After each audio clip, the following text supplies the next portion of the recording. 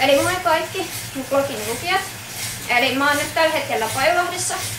Ja meillä on täällä nuorten paralympialeiri. Ja poljen tosiaan samaan aikaan tämmöstä palauttavaa treeniä. Siksi kuuluu tämmönen kauhea ääni.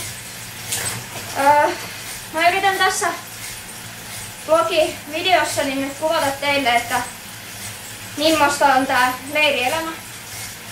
Ja tosiaan mun päiväni on tänään alkanut 5.30. Et silloin lähdin itse lenkille, veräilylenkille ja itse asiassa kyllä polin sisällä, mutta oli vähän kovempaa tehoa. Eli pääsarjana oli tänään aamusta, että 20 minuuttia 170 sykkeellä, 5 minuuttia palautusta, 15 minuuttia 175 sykkeellä, 5 minsaa palautusta ja 10 minuuttia 180 sykkeellä ja 5 minuuttia palautusta. Ja se mentiin 2 kertaa. Eli eka aamusta aloitettiin 2 tunnin lenkillä ja siitä sitten siirryttiin autoille. Pääsarjana oli 2 kertaa 8 kertaa 100 parhaalla keskiarvolla. Ja tietysti matkurille se tarkoittaa sitä, että on niinku alusta alkaen lähettävä aika kovaa vauhtia. Kun ensinnäkin sä et pysty enää sitä vauhtia oikein kiristää ja toiseksi sä et hyydy sinne. Eli siinä on sitten 2 tuntia päälle vielä allasta ja siinä meni oikeastaan se aamu. Nyt tällä hetkellä vedetään siis palauttavaa pyörälenkkiä ja 1,5 tuntia 140 keskiarvolla. Tän jälkeen me siirrytään autolle, josta saatte sit lisämateriaalia tästä päivästä. Ja mä ajattelin nyt tässä ensimmäisessä osiossa kertoa teille, että mikä tämän ryhmän tarkoitus on. Eli tosiaan nuorten paralympiaryhmä koostuu monenlain eri urheilijoista. Täällä on varmaan tällä hetkellä lähemmäs 10 eri lajia. Et löytyy uimareita, ratsastajia, alppihiihtäjiä, kelkkahiihtäjiä, pystyhiihtäjiä. Sitten löytyy potsapelaajia ja vaikka mitä. Ja tietysti nyt te pääsette enemmän seuraamaan sitä mun treenaamista. Mutta tosiaan ryhmä koostuu eri lajin huippu-urheilijoista, nuorista, joilla tavoitteet on joko Rion paralympialaiset tai sitten 2018 talviparalympialaiset tai sitten 2020 Tokion paralympialaiset. Ja ehkä se vie, että vaikka on monta eri lajia, niin tähän tuo vielä erikseen lisähaasteen se, että täällä on monia eri vammoja. Eli tosiaan täällä voi olla näkövammaisia. Eli meilläkin on täällä yksi pystyhiihtäjä, kenellä on näkövamma, sitten pituushyppääjä. Ja sitten voi olla liikuntavamma, niin kuin mulla itsellä on. Ja sitten voi olla myös kehitysvamma. Että monia vammoja tosiaan on. Ja mulla on tässä nyt 10 minuuttia enää tätä treeniä jäljellä. Ja sen jälkeen siirrytään sitten tunniksi vielä altaaseen vähän palauttelemaan. Illalla meillä on vielä tarkoitus olla sitten vähän kovempi kuntoviiri, josta teille tulee myös kuvamateriaalia. Ja sitten vielä yksi pieni palauttava harjoitus.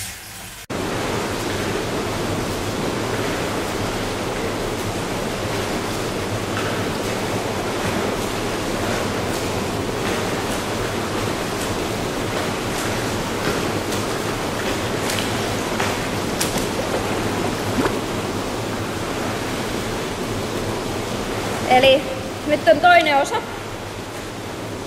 kuvattavana. Ja ollaan tosiaan päästy tänne autoille asti. Tai osa on päässyt autoille asti. Ja meillä on tänään vuorossa uinnissa tää toinen uinti ihan kevyttä. Eli vedetään vähän erilaisia tekniikkajuttuja, mikä on mun mielestä ihan hyväksi sekä triatlonisteille että uimareille. Ja mä näytän tässä aluksi teille kaikille vähän erilaisia tekniikkajuttuja tai 2 eri tekniikkajuttua. Ja sitten sen jälkeen kuvataan vähän näitä meidän muita uimareita ja katsotaan niitten uintia. Eli tosiaan mun mielestä ehkä paras niinku väline on itse asiassa niinku snorkkeli, ainakin itse tykkään. Ja tällä pystyy tosi hyvin tekemään kaikki erilaisia tekniikkaharjoituksia vaparissa, koska ei tarvitse siihen hengitykseen keskittyä. Ja meillä on niinku harjoituksena tänään vähän semmonen, että harjoitellaan sitä pään asentoa. Eli monella triathlonistilla että uimarilla se pää on aina liian ylhäällä. Eli itse asiassa se katse ei saisi olla ihan suoraan pohjaan, vaan se pitäisi olla enemmän taakse ja viistoon. Eli tarkoittaa, että sun ei tarvitse ihan nähdä omia varpaita, mutta lähestulkoon. Ja sitä voi kuvitella niin, että sulla on niska pitkänä. Eli pidät niskan koko ajan pitkänä ja sinne suuntaan teet sitä työtä. Silloin se menee eteenpäin. Ja yksi harjoitus siihen on sillä, että laitetaan tää snorkkeli kaahan ja vedetään niinku body balance potkuja, eli PP-potkuja tälle uimarin kielellä. Ja mä näytän, mitä se tarkoittaa. Eli keskitytään pääasentoon ja siihen, että ne potkut vie sua eteenpäin, eikä minnekään pohjaa tai minnekään muuhun suuntaan. Eli näin menee.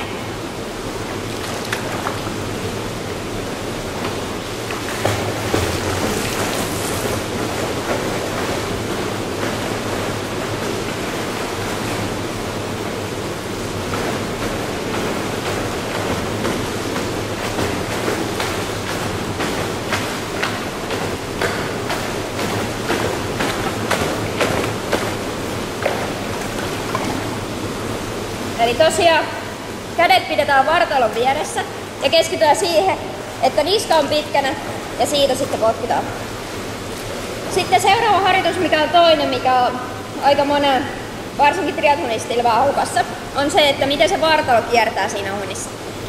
Eli toisin sanoen uinnissa olisi tärkeää se, että mennään kyljeltä kyljelle. Ja varsinkin silloin, kun ne potkut ei ole hirveän vahvat. Että saadaan se voima niin kuin sieltä selkälihaksista ja koko vartalosta eikä pelkästään käsissä. Et siinä on vähän se sama idea kuin pyörällä polkemisessa. Eli sitä suurinta työtä tekee tietysti reidet ja pakara, eikä niinkään mikään sääri tai pohja. Ja sama on vähän uinnissa, että ei se voima niin kuin lähde kädestä, vaan se pitäisi lähteä sieltä koko vartalosta ja varsinkin selkälihaksesta. Ja varsinkin se alkuveto, eli veto jaetaan alkuvetoon, mikä on tää vaihe, ja sitten sen jälkeen loppuveto, mikä tulee sitten ojentajalle. Ja harjoitellaan seuraavaksi vähän sitä, että miten sitä kiertoa saataisiin siihen yläkroppaan. Ja tässä tulee mallinäyte. Snoke on tässäkin mun mielestä hirveän hyvä.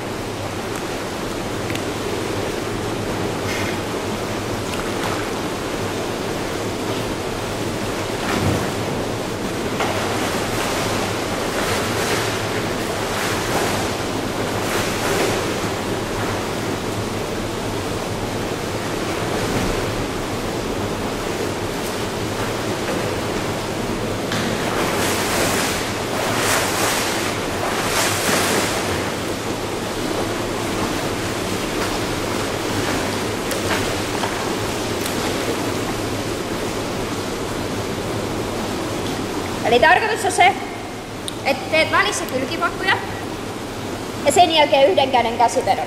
Ja menet aina kyljelle, annat siellä liukua, potkit, veto ja käännät toiselle kyljelle kylkipotkuja ja veto yhdellä kädellä.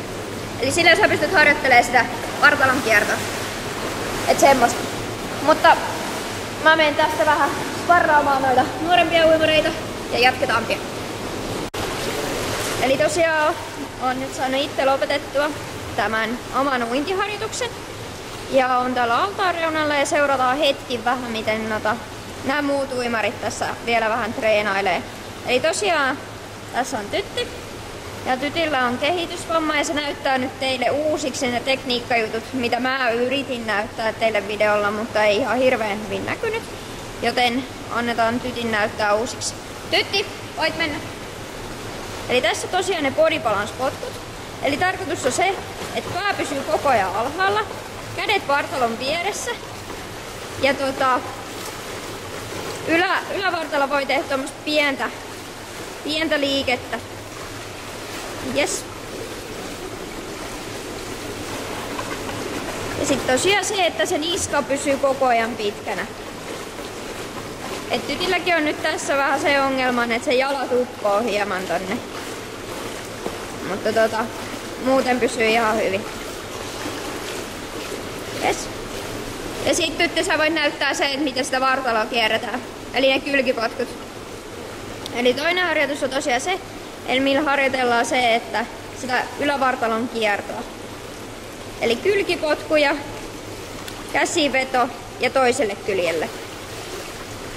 Näin. Okei. Ja mennään kattoo vähän ketä muita uimareita meillä täällä on. Eli tosiaan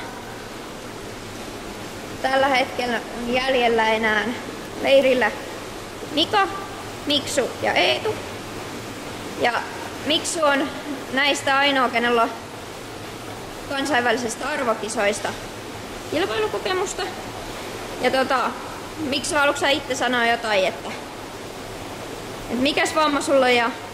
Joo, eli tällainen selkävivamma. Joo. Vaikuttaa sillä tavalla, että mä en potki kuitenkaan uidetta. Joo. Okei, ja sit siellä näkyy Mika. Ja mikä sulla on? Eli kehitysvamma on Mikalla. Ja sitten meillä on vielä Eetu. Eetu on siellä. Yes. Ja tosiaan nyt meillä on tän jälkeen sitten vuorossa. Mennään tekemään vähän kuntopiiriä, heittelee kuntopalloja ja muuta liikkeitä, mutta siitä tulee lisää materiaalia myöhemmin. Noniin, eli me ollaan nyt saatu tämän päivän uintitreenit tehtyä sekä pyörälenkit. Ja meillä on enää vuorossa tämmönen kuntopiiri. Ja mä näytän nyt sitten, että mitä me vähän tehdään. Eli aluksi me heitellään näitä kuntopalloja. Eli meillä on 4 kilon kuntopallot tässä. Ja tarkoitus on, että tehdään jokaista liikettä 18. Mahdollisimman nopealla rytmillä, mutta silleen, että ei se tekniikka hajoa siinä. Ja mulla on vieressä tässä Tytti Lehtola, ja hän on myös uimari ja näyttää nyt, miten nämä liikkeet menee 2 jalalla ja miten mä näytän sitten, että miten tää menee 1 jalalla ja proteesilla. Voitte vertailla. Noniin, eli ollaanko me valmiita? Ja ensimmäinen liike lähtee nyt.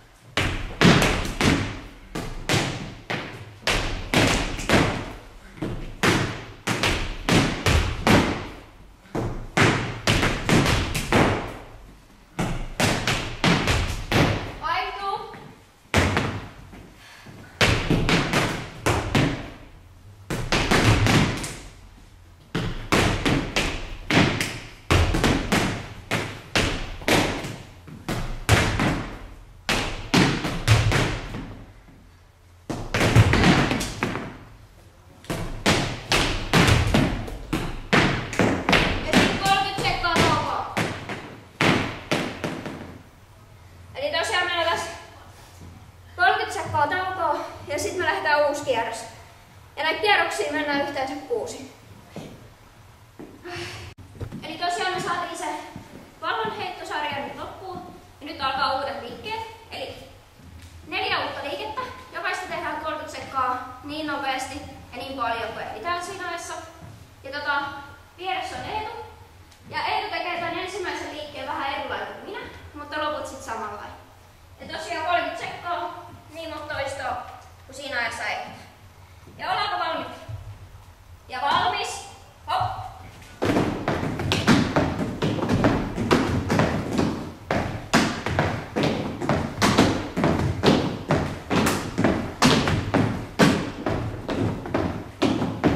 Ja valmis.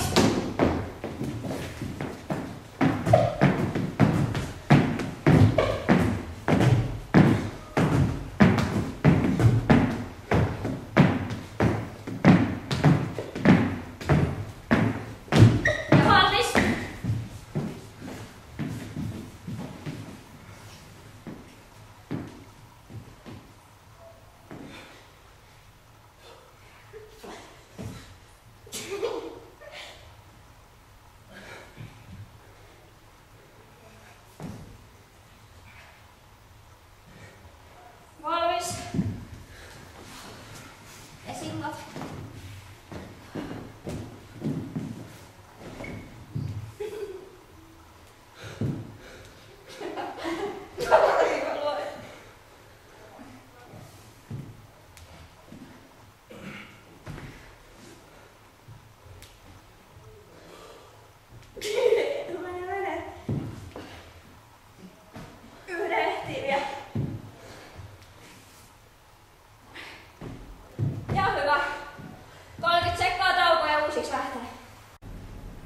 Noniin.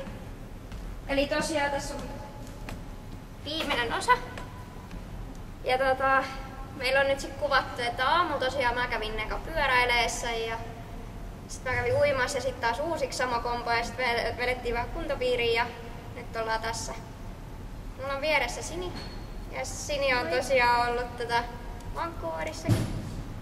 Sotsissa, et Vancouverissa tässä.